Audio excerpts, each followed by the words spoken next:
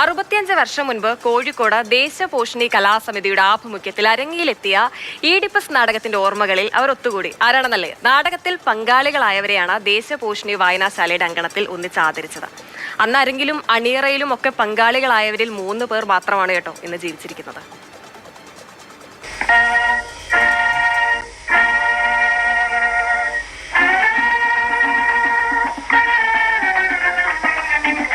ആയിരത്തി 1961 അവസാനങ്ങളിലെ ഒരു ഞായർ സായാഹ്നം കോഴിക്കോട് ടൗൺ ഹാൾ തിങ്ങി നിറഞ്ഞു. അരങ്ങിലെത്തുകയാണ് ദേശപോഷിണി കലാസമിതിയുടെ ഈഡിപ്പസ്. പ്രമുഖ നാടക നടൻ കുഞ്ഞാണ്ടി രചിച്ച നാടകം. പിൽക്കാലത്ത് മലയാള സിനിമയുടെ കരുത്തായി മാറിയ കോഴിക്കോട്ടുകാർ വേഷങ്ങളിൽ.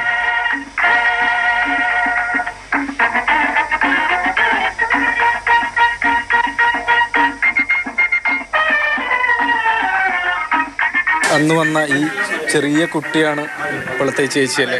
ചേച്ചി ശരിക്കും ഇതൊരു ഗോഡ്സ് ഗിഫ്റ്റ് പോലെ എനിക്കിത്.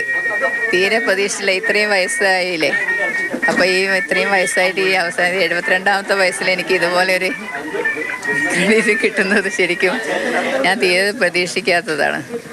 എന്നാലും എല്ലാവരെയും കാണാൻ കഴിഞ്ഞതിന് വലിയൊരു സന്തോഷം എനിക്കിപ്പോൾ. എല്ലാ പഴയ ആൾക്കാരെല്ലാം ഒന്ന് കാണാൻ സാധിച്ചു. ദേശപോഷിണി വായനശാല കാണാൻ സാധിച്ചു. പഴയ ഓർമ്മകളെല്ലാം അയവിറക്കിക്കൊണ്ടിരിക്കുകയാണ്. 6.5 പതിറ്റാണ്ടിന് ശേഷം അതേ ദേശപോഷിണി വായനശാലയുടെ അങ്കണത്തിൽ നാടകത്തിൽ വേഷമിട്ട അന്നത്തെ 8 വയസ്സുകാരിക്കും ചമയമൊരുക്കിയ CP രവീന്ദ്രനുമുള്ള ആദരം അവിസ്മരണീയ അനുഭവമായി. എനിക്ക് അവരൊക്കെ ശരിക്കും എൻ്റെ പപ്പനെ പോലെ തന്നെയാണ് തോന്നിയത്. കുഞ്ഞാണ്ടിയച്ഛനും പപ്പേട്ടനും എല്ലാവരും ഉണ്ടെങ്കിലും എല്ലാവരും സ്വന്തം പിന്നെ ട്രെയിനിലൊക്കെ അതിന് ഓരോ കാര്യത്തിന് പോവുകയാണെങ്കിലൊക്കെ അവർ തന്നെ കൂടെ എല്ലാം നല്ലപോലെ ശ്രദ്ധിക്കും, മക്കളെ പോലെ നോക്കും. പിന്നെ ഡ്രസ്സൊക്കെ, പിന്നെ കരയാൻ മാത്രമാണ് ഞങ്ങൾക്ക് ഉണ്ടായിരുന്നത്. കരയണം, അച്ഛൻ്റെ കണ്ണ് കുത്തി പൊട്ടിച്ചതാ. അപ്പോൾ അതിൽ കരഞ്ഞിട്ട് ഇങ്ങനെ നിൽക്കുമ്പോൾ ഞങ്ങൾ ചെന്നിട്ട് ഇങ്ങനെ പിടിച്ചിട്ട് ഉറക്കെ കരയുന്നതാണ്. ഡയലോഗൊന്നും ഞങ്ങൾക്ക് ഉണ്ടായില്ല. എന്നാലും ആ കരച്ചിലിനും ആത്മാർത്ഥമായി തന്നെ കരഞ്ഞു. ശരിക്കും ഞാൻ മാത്രമേ ഉള്ളൂ എന്ന് ആയുസോടെ ഇരിക്കുന്നത്. ബാക്കി എല്ലാവരും പോയി സ്വർഗത്തിലോട്ട് പോയി. അവരിപ്പോൾ അവിടെ ഇരുന്നിട്ട് സന്തോഷിക്കുന്നുണ്ടാവും, കാണുന്നുണ്ടാവും ഇതൊക്കെ. ശരിക്കും കുഞ്ഞാണ്ടി, സംവിധായകൻ MP ശ്രീധരൻ, NN കക്കാട് ഉൾപ്പെടെയുള്ളവരുടെ കുടുംബാംഗങ്ങളും ചടങ്ങിനെത്തി. ദേശപോഷിണി കലാസമിതി ലോക നാടക ദിനാചരണത്തിൻ്റെ ഭാഗമായാണ് ഒത്തുചേരൽ ഒരുക്കിയത്. മാതൃഭൂമി ന്യൂസ്, കോഴിക്കോട്.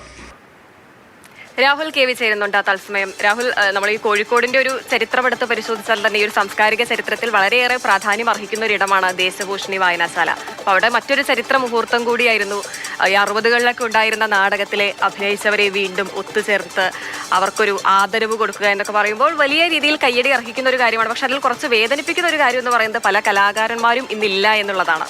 അന്ന് ആ നാടകത്തിൽ അഭിനയിച്ചവർ, പിൽക്കാലത്ത് നമ്മളെ ബിഗ് സ്ക്രീനിലൂടെ പൊട്ടിച്ചിരിപ്പിച്ച കലാകാരന്മാർ ഇന്നില്ല എന്ന് പറയുമ്പോൾ വേദന തോന്നുന്നുണ്ട്. അത് അവശേഷിക്കുന്ന 3 പേരിൽ ഒരാൾ ആ ഒരു വേദന പങ്കുവെക്കുന്നുണ്ട്. ഞാനിതിൽ ആലോചിക്കുന്നത് ഒരു 65 വർഷങ്ങൾക്ക് ശേഷമാണ് ഇതുപോലെ വീണ്ടും ഈ സ്ഥലത്തേക്ക് വരാനും ആളുകളെ കണ്ടുമുട്ടാനും ഇത്രയധികം സ്നേഹവും ഒക്കെ ലഭിക്കാനുള്ള അവസരം ഒരുങ്ങുന്നതെന്നാണ്. അപ്പോൾ ഈ ആളുകളിലൊക്കെ ഉണ്ടാകുന്ന സന്തോഷം എത്രത്തോളമാണ് എന്നതാണ്. അപ്പോൾ ഈ 65 വർഷങ്ങൾക്ക് മുമ്പ്, അതായത് 1961 ഈ ഈഡിപ്പസ് നാടകം ടൗൺ ഹാളിൽ നിറഞ്ഞ സദസ്സിന് മുൻപിൽ എത്തുന്നത്. ഈ നാടകത്തിൻ്റെ അരങ്ങിലും അണിയറയിലുമായി പ്രവർത്തിച്ചവരിൽ തന്നെ ഇപ്പോൾ 3 പേര് മാത്രമേ ബാക്കിയുള്ളൂ എന്നതൊക്കെ വളരെ പ്രത്യേകതയുള്ളൊരു കാര്യമാണ്. മുൻപ് നമ്മുടെ പ്രിയ നടനായ മോഹൻലാൽ ഒരു സിനിമയെക്കുറിച്ച്, ഒരു രംഗത്തെക്കുറിച്ച് ഒരു അഭിമുഖത്തിൽ പറയുന്നുണ്ട്. ആ രംഗത്തിൽ അഭിനയിച്ചതിൽ ഞാൻ മാത്രമേ ഇനി ബാക്കിയുള്ളൂ എന്ന്. പറഞ്ഞതുപോലെ ഇപ്പോൾ നമ്മളോട് സംസാരിച്ച അന്നത്തെ 8 വയസ്സുകാരി ഇപ്പോഴത്തെ 73 വയസ്സുകാരിയായ നിമ്മി എഡ്ലിൻ, അതുപോലെ ഇതിൻ്റെ ചമയം ആ ഒരു പ്രവൃത്തിയിൽ ചെയ്ത അദ്ദേഹവും, അതുപോലെ തന്നെ ചെറിയൊരു വേഷം ചെയ്ത അദ്ദേഹം. പക്ഷേ ഇവിടെ ഈ ഒരു ആദരവ് നൽകുന്ന വേദിയിലേക്ക് എത്തിയിട്ടില്ല. കാരണം ബന്ധപ്പെട്ട സമയത്ത് ബംഗളൂരുവിലാണ് ഉള്ളത്. ഓർമ്മയും ആരോഗ്യവും ഒക്കെ നശിച്ചൊരവസ്ഥയിലാണെന്ന മറുപടിയാണ് ലഭിച്ചിട്ടുള്ളത്. അപ്പോൾ വലിയൊരു ടീം അണിയറയിലും അതുപോലെ രംഗത്തുമൊക്കെ അണിനിരന്നൊരു നാടകമാണ് ഈഡിപ്പസ് എന്ന് പറയുന്നത്. അതിൽ 3 പേര് മാത്രമേ ഈ വർഷങ്ങൾക്ക് ഇപ്പുറം ബാക്കിയുള്ളൂ എന്നതൊക്കെ. അപ്പോൾ അങ്ങനെയൊരു സ്ഥലത്തേക്കാണ് ഇതിൻ്റെ ഒരു ആദരം അടക്കമുള്ള പരിപാടികൾ സംഘടിപ്പിക്കുകയും ചെയ്യുന്നത്. അപ്പം തന്നെയാണ് മലയാള സിനിമാ രംഗത്ത് പിൽക്കാലത്ത് അതിശക്തരായി മാറിയ ബാലൻ K നായരും കുതിരവട്ടം പപ്പും ഒക്കെ, കുഞ്ഞാണ്ടി ഒക്കെ, അദ്ദേഹമൊക്കെയാണ് ഈ നാടകത്തിൻ്റെ അണിയറയിലൊക്കെ പ്രവർത്തിച്ചിരുന്നത്. കുതിരവട്ടം പപ്പു ഈ നാടകത്തിൽ വേഷമിട്ടിട്ടില്ല. പക്ഷേ ഇതിൽ റിഹേഴ്സലിൻ്റെയൊക്കെ സമയത്ത് ഉള്ള ആളുകൾക്ക് ചായ കൊണ്ടു കൊടുക്കാനൊക്കെയുള്ളൊരു ഒരു ജോലിയാണ്. ജോലി എന്നല്ല, അദ്ദേഹത്തിൻ്റെ ഒരു ബന്ധു ഈ നാടകത്തിൽ സജീവ ഭാഗമായി ഉണ്ടായിരുന്നു. അപ്പോൾ അങ്ങനെ ഈ നാടക റിഹേഴ്സൽ നടക്കുന്ന സ്ഥലത്തേക്ക് വരുന്നു. അഭിനേതാക്കൾക്കും സംവിധായകനുമൊക്കെ ചായ കൊണ്ടു കൊടുക്കുന്ന ഒരു കാര്യമാണ് കുതിരവട്ടം പപ്പു ചെയ്തിരുന്നത്.